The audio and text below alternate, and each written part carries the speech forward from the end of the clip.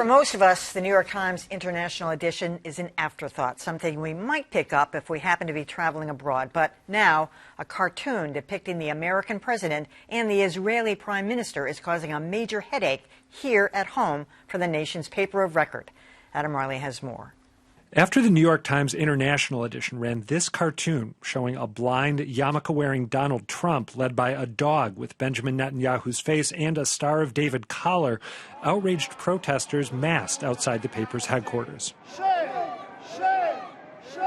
Among them, attorney Alan Dershowitz. The New York Times has been wrong so often when it comes to Israel, when it comes to the Jewish people, and I ask myself, how could it have happened?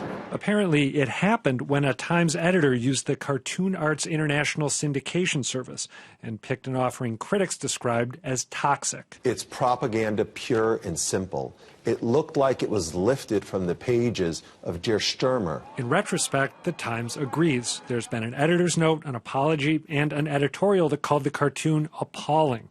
Also, a memo from publisher A.G. Sulzberger, which says the editor is being disciplined and the paper is making changes to ensure adequate oversight in the future. For the Times' harshest critics, though, that might not be enough. Don't they want the president to apologize for 44 different things? Well, let them apologize to the Prime Minister of Israel, President of the United States, and I want a freaking apology. He won't be getting one from the cartoonist Antonio Moreira Antunes, who insists the anti-Semitism charge is off base, telling the Jerusalem Post, "I have nothing against the Jews, but I have many things against the politics of Israel." Yeah, so, I mean, you're sort of nodding about this. I mean, my question was, why was it anti-Israel? I understand, I mean, it was a horrible cartoon, and I understand the anti-Semitic, but how does that translate to anti-Israel? Criticism of Israel and anti-Semitism are not synonymous, okay? However, too many times, if you scratch some critics of Israel, bingo, there's an anti-Semite using that as cover to vent their hatred. So, you know, I'd like to know more about this editor at the Times. Right. Who was he or she? What's their background? Right. Was this an isolated incident? Were they just ignorant? Or, anti-Semitism masquerading as criticism of Israel, certainly not unknown in academia. You know, the whole divestment movement has elements of that in it, and certainly not unknown in newsrooms either. I think there's a lot of bias in general, and racism and religious intolerance masquerading as political commentary. In this case, it just happens to be visual rather than verbal. There are many ways to convey the idea that the cartoonist, the artist, feels that President Trump is being led by Prime Minister Netanyahu.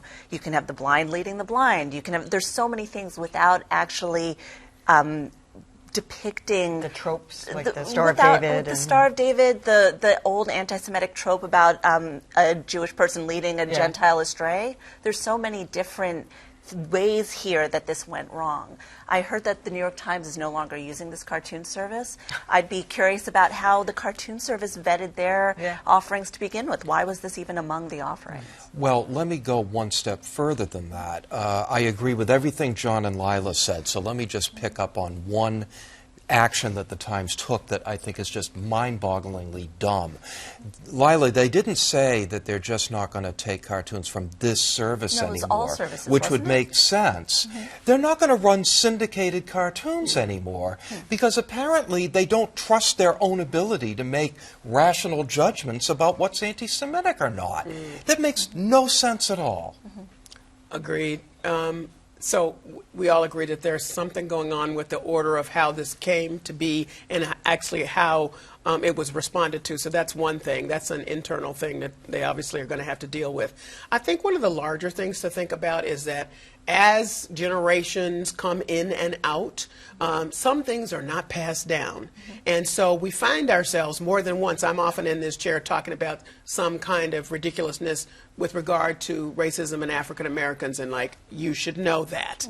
And so what saying, you know, so I think this is that, and coupled with some bad policy inside, which is horrible for journalists. We have to be on our game around these important issues. We just have to be on our game, and there has to be some place in there where there's some education, and that's the only word I can use, happening on a constant basis, particularly in this time. Well, we are talking about, just in the last few months, 2 horrible atrocities at synagogues. I mean, where are we? Exactly. Come on, let's get it together, people. Yeah, because it was more than just one editor, and that's Right, the thing yeah, that's really it's kind of exactly. astounding. This is weighted. We have to know.